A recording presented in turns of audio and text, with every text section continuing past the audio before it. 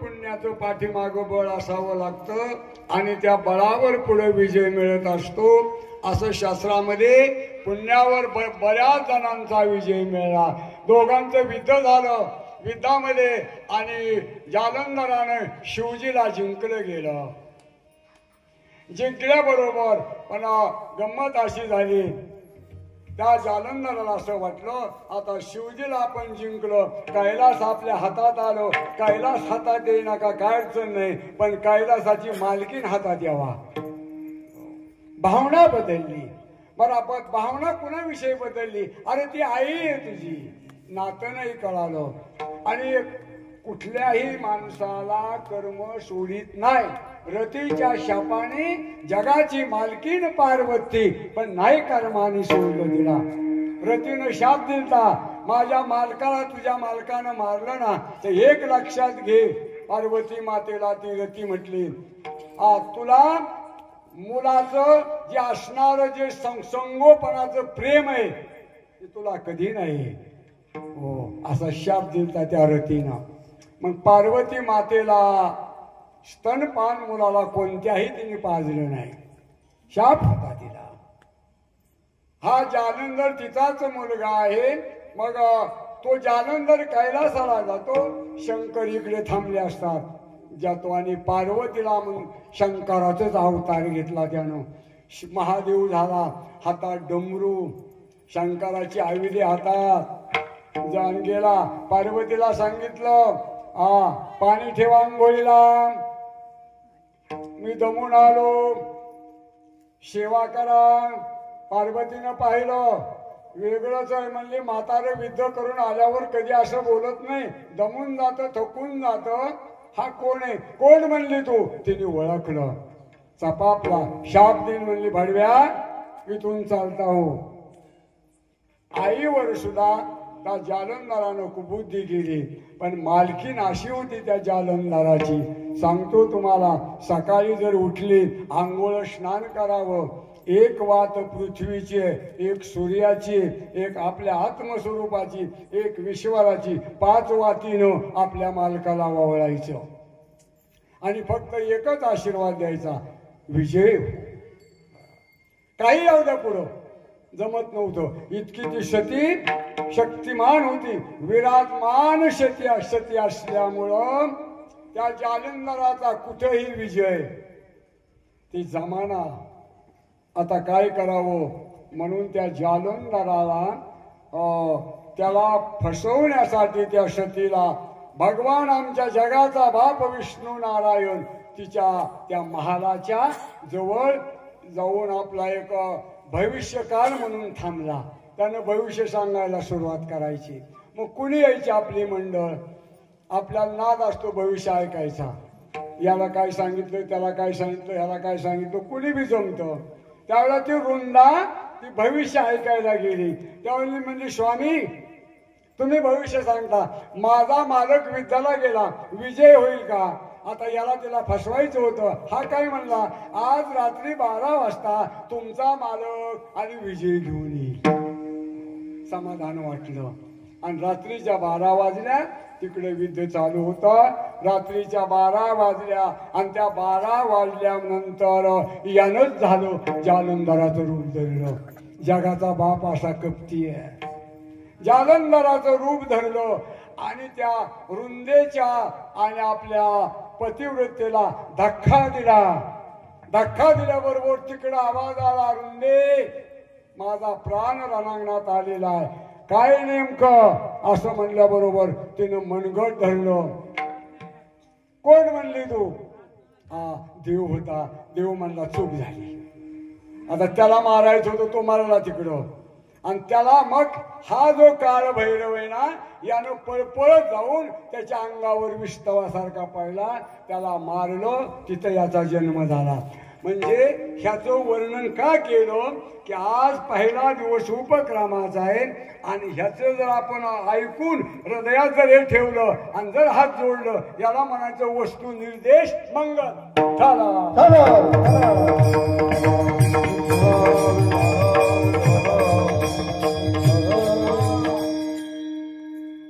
त्यानं सांगितलं बाबा मनगटाला धरलं सांगितलं तू देव आहेस ना, माझ्या मालकाचा घात केला तू, शाप देईल. काय शाप दिला? तुझी सुद्धा एक काळ असा घडल तुझी आणि तुझ्या मालकिनीची भयाभय तुटातूट होईल. म्हणून तर 6 महिने अशोकवनामध्ये सीतामाईला पडावं लागलो, विरह लागला. पुन्हा भगवान म्हणला आता नका शाप देऊ बास, एवढा दिला एवढा दिला. ती रुंदा सती गेली.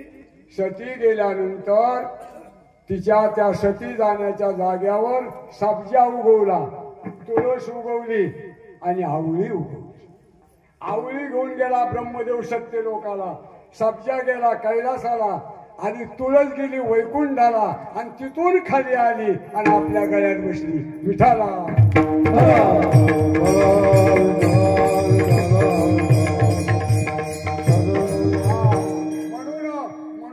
म्हणून तिथं रुंदेचं आजही नाव आहे वृंदावन. तिथं भगवान कृष्ण भगवान स्वतः त्या रुंदेच्या वनामध्ये क्रीडा केल्या भगवंतानं. असू द्या, जाऊ द्या. पहिला वस्तू निर्देश मंगल भैरवनाथाला दिला, देवाला हात जोडायचे आणि दुसरं एक मंगल मागायचं आशीर्वाद रूप. ते मंगल कसं मागायचं?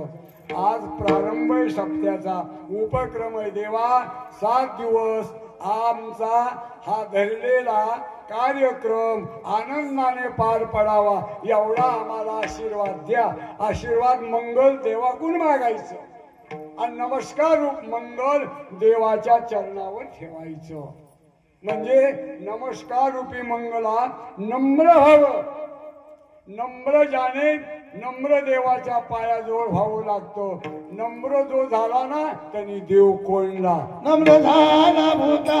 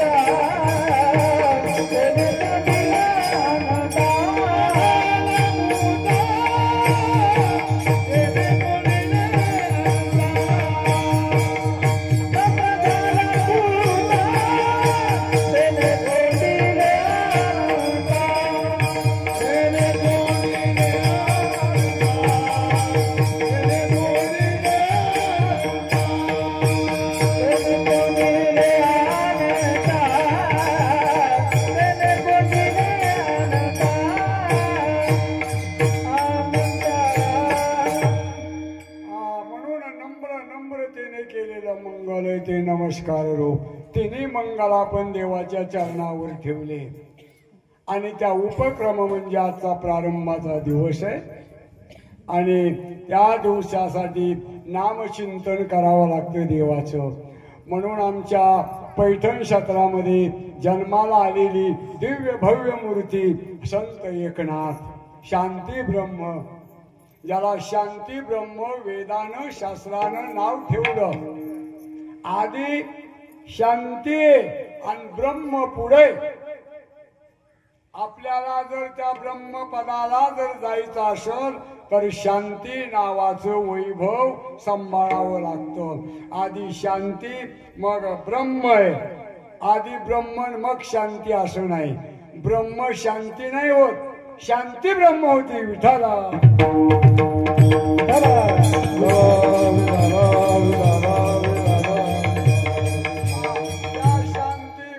एकनाथाचा अभंग आशी करता घेतला.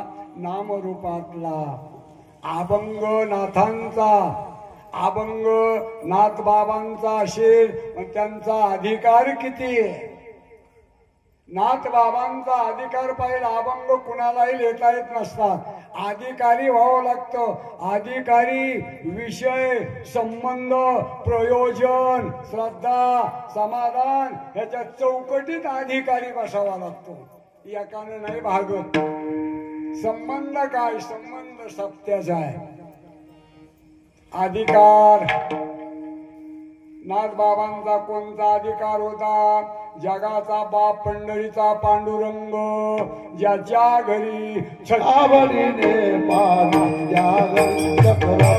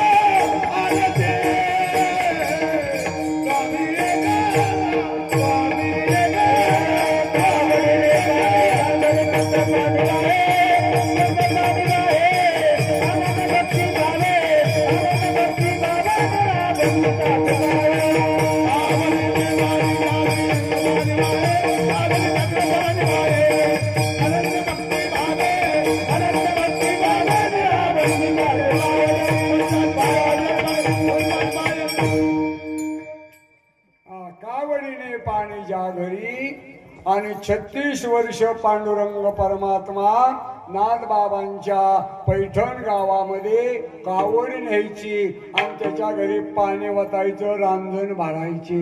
आजही भरतोय. त्यांची कावड पांडुरंगाची पडते नाथांच्या रानामध्ये की रांजण गच्च भरले जातात. हे आजही सत्व आहे नाथ बाबांचं. आधी काळ आहे. आपण जर एखाद्याला म्हणलं बाबा आमच्या घरी एक कावड टाका, मला नाही वाटत तुम्ही कावड टाकेन म्हणून.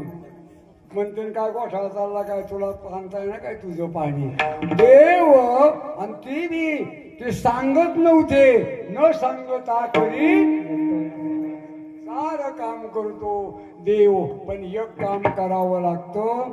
हो तुका म्हणे घालू तयावरी आणि वाहू हा संसार.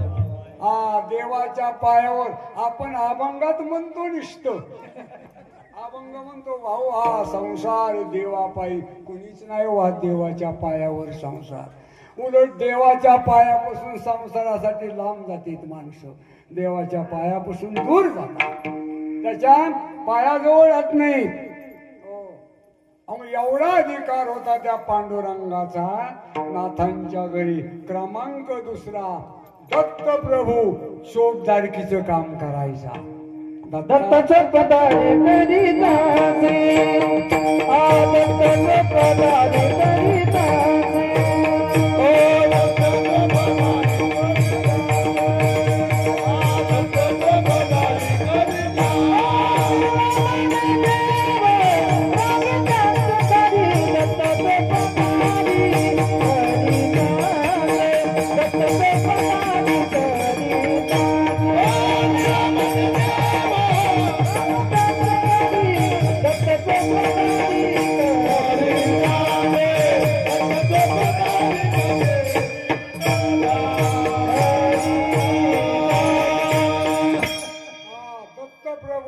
अनुसयेचा मुलगा ब्रह्म विष्णू शंकर या तिघांचा अवतारधारी दत्त प्रभू सुद्धा मग आपल्या फकीर रूपामध्ये नाथांच्या दरवाजामध्ये चोपदारकीचं काम करायचा.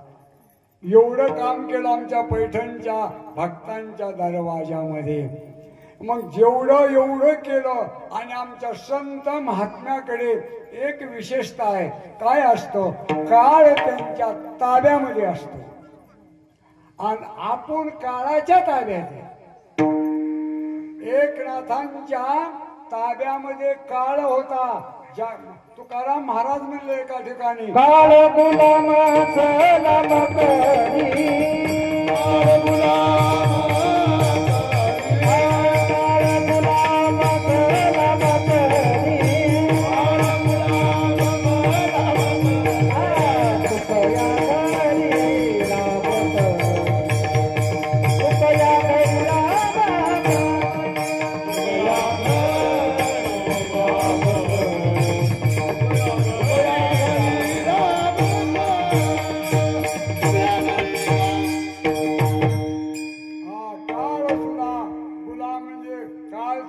काम करत होता संतांच्या घरी. तुकाराम महाराजांच्या घरी काळ राबत होता. त्याला एकच कारण आहे कोणतं? तुकाराम महाराजांना फक्त भजन केलं देवाचं.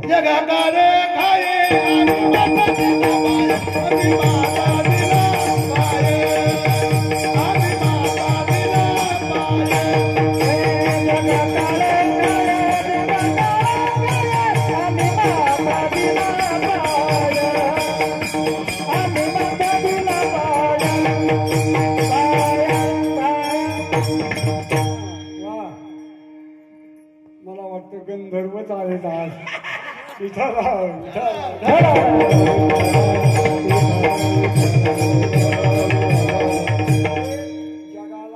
खाणारा काळ, पण आमच्या संत महात्मा तुकाराम महाराजांना त्या काळाच्या खांद्यावर पाय दिला आणि मग विमानामध्ये बसले. आता विमानात बसले तुकाराम महाराज. फक्त भजन केलं, काही केलं नाही. ईश्वराचं नाम चिंतन केलं. संपती सोहळा नावळे लागला टकळा पंढरीचा. पांडुरंगाचा भगवंत विश्वंभर बाबांचं आणि आमाई माता या दोघांचा गरिबीत संसार चाललेला होता. विश्वंभर बाबा हे त्यांच्या पहिला मूळ पुरुष आहे. तुकाराम महाराजांच्या अगोदर विश्वंभर बाबा आणि आमाई माता. आमाई मातेला 2 मुलं झाली, हरी आणि मुकुंदा. आता अगोदर फक्त आमाई माता आणि विश्वंभर बाबा. तो काळही वेगळा होता. त्या काळामध्ये फक्त पोटाचीच अडचण असायची, बाकीचं काही नव्हतं. कुठून तरी आणावं शेर शिकतं आणि मग त्याच्यावर उपजीविका करावी. विश्वंभर बाबा आणि आमाई माता. मग काही काळांतराने बराच काळ गेला. मग आमाई माता विश्वंभर बाबाला म्हणले आपल्याला मुलगा नाही. पण बाबांच्या वाऱ्या चालू होत्या पंढरीच्या. मला बी यायचंय म्हणल्या. विश्वंभर बाबा बरोबर आमाई माता गेल्या. दर्शन घेतलं पांडुरंगाचं. काय नाही बाबा आमच्या घरामध्ये. मग पांडुरंग परमात्मा त्या आमाई मातेच्या स्वप्नात गेला. आई तुला 2 मुलं होतील, पण एक ऐक माझं, ते मुलं ना तुझ्यापासून दूर जाऊ देऊ नको. असं स्वप्न पडलं आमाई मातेला. काही काळांतराने 2 मुलं झाली. विश्वंभर बाबा, आमाई मातेला 2 मुलं, एक हरी दुसरा मुकुंदा. मुलं लहानाची मोठी झाली, आता काम करायला लागले.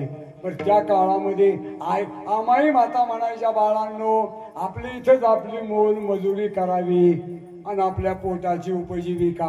आता आपण 4 जण झालो घरामध्ये. ते मुलं म्हणायची आई आता इथं तरी काय करावं. मग त्या काळामध्ये काही जहागिऱ्या होत्या. काही राजबीजा होत्या.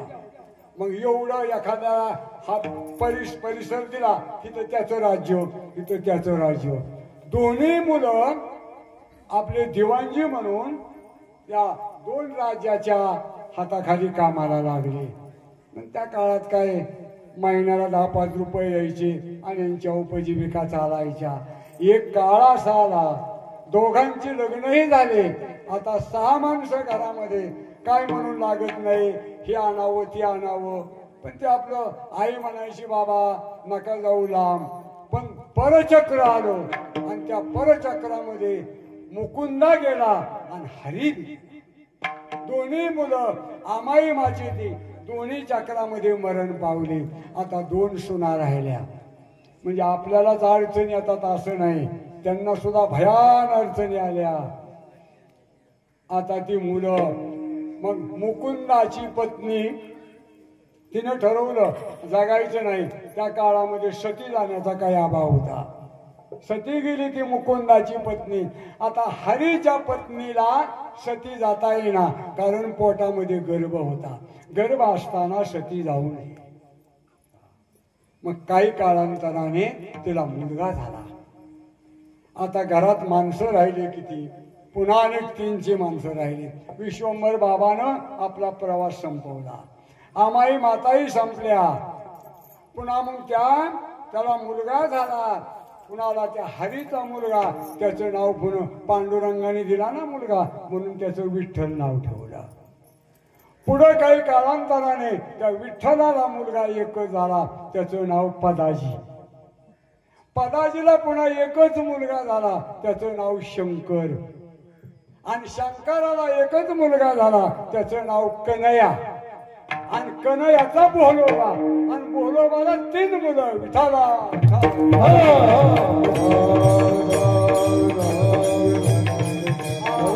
बोहलोबाला 3 मुलं. तुकाराम, सावजी, तुकाराम आणि कान्होबा. यांना काय अशी परिस्थिती आली, या 1629 सालाला भयंकर दुष्काळ आणि पुढे अर्ध्या तासामध्ये दुष्काळ. त्याच्यामुळं काही जवळ राहिलं नाही. गुरं गेले, बैल गेले. बरे झाले देवा दुष्काळी. काय करावं, हे दुष्काळानं पिढा. बरं झालं, मन उदास झालं.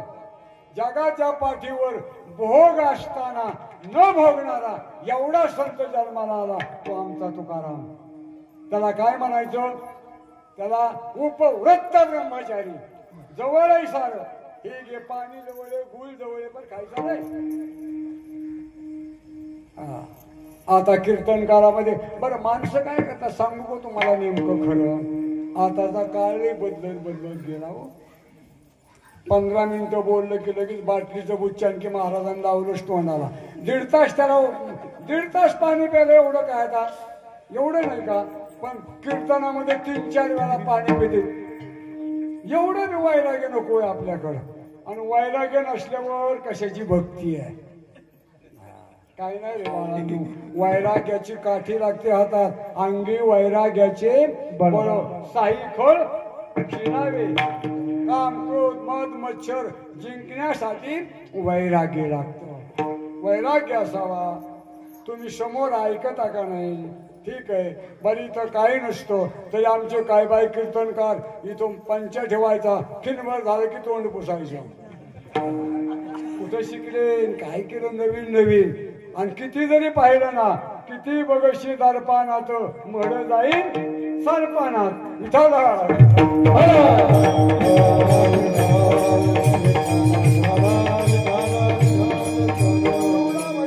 आमचा जगद्गुरु तुकाराम महाराजांना. उपव्रत ब्रह्मचारी होते, सारं होतं जवळ. आणि सांगायला माणसं म्हणतात बरं का, तुकाराम महाराजाजवळ काय नव्हतं, चून नाही पिटली असं नव्हतं. श्रीमंत होता तो. चंद्रगुप्त मौर्य या घराण्यातला अनुवंशिक होता तो. मोठा राजघराण्यातला होता तुकाराम. म्हणजे पाहुणे आले घराशी आणि मग दरदरीत पाण्या माझी रांधलेल्या कण्या केल्या. म्हणजे कशासाठी, देव म्हणले मला फक्त 3 मिनिटं थांबायला टाइम. तर तुमची तर काय जेवण काय स्वयंपाक होईल. मग तुपकुने कण्या केल्या, त्याला कालवण नको काय नको, 3 मिनिटामध्ये जिजाबाईने कण्या केल्या. आम्ही अर्थ असा लावला कण्या काहीच नव्हतं घरात म्हणून कण्या केल्या. अर्थ लावण्यामध्ये असा थोडा बदल होत जातो. आणि मग काय कोप मोडकी जर्जर. 40 वर्ष तर राहिले मृत्यू लोकात, 42व्या वर्षी प्राण केलं वैकुंठाला, कोपीत राहिलाच नाही तो. कोप मोडकी कशाची. विठ्ठल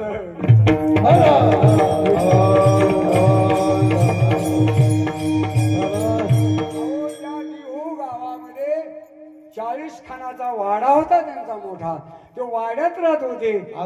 इथं नाही कोप मोडकी जर्जर, काय करू उपचार कोप मोडकी जर्जर. मग आम्ही असं ठरवलं, मग त्या कोपीत ती बी मोडक्या कोपीत. तसं नाही, माझा 40 खानाचा वाडा त्यावेळेला नामदेव महाराज ज्या वेळेला वैकुंठात गेले, त्या नामदेव महाराजांना त्या वैकुंठाचा विलास भोग पाहिला. तिथून लाईटी आहेत इथपर्यंत, किती आनंद वाटतोय रस्त्याने चालायला. इथं मंडप आहे, इथं किती रम्य वातावरण तयार झालं. असं वैकुंठ देवाचं रम्य वातावरण आहे. आणि मग ती पाहिलं कुणी, नामदेव महाराजांना. आणि मग देव म्हणले तुम्हाला जावा लागेल खाली, अभंग राहिले तेवढे पुरे करा. बरं म्हणले मी खाली जातो, ठीक आहे. मग नामदेव महाराज 1200 शतकामध्ये आणि तुकाराम 1600मध्ये 400 वर्ष वैकुंठात राहून जावाच लागून देव म्हटले. त्यावेळेला ते खाली आले. मग त्या वैकुंठाची रचना पाहिली कशी आहे ती. आणि खाली आल्यावर ते काय म्हणले, माझा 40 खानाचा जरी वाडा आहे ना, तर या मोडक्या कोपीसारखा आहे. म्हणून कोप मोडकी विठाला.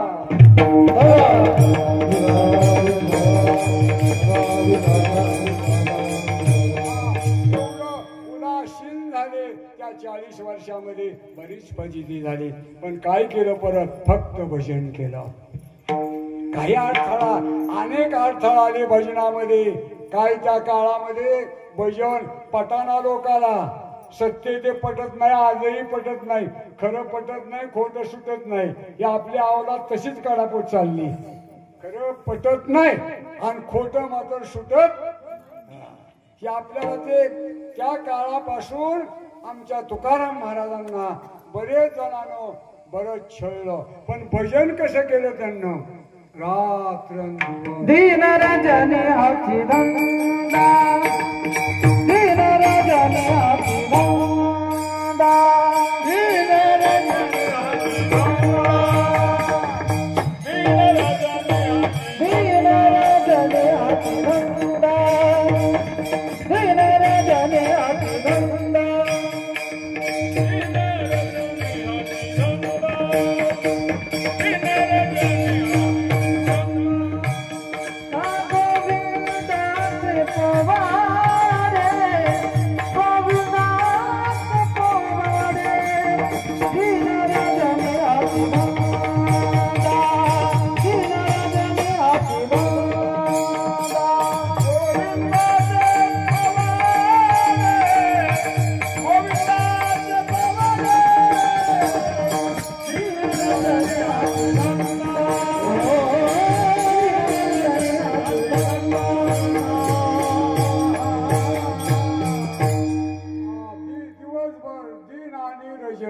दिवस आणि रात्र अखंड फक्त काय केलं, भजन केलं पांडुरंगाचं, विश्वर चिंतन केलं ज्या ज्या संतानं. आणि तेच चिंतन आमच्या नाथ बाबानं सुद्धा त्याच पद्धतीचं केलं. अखंड वाच नाम, अखंड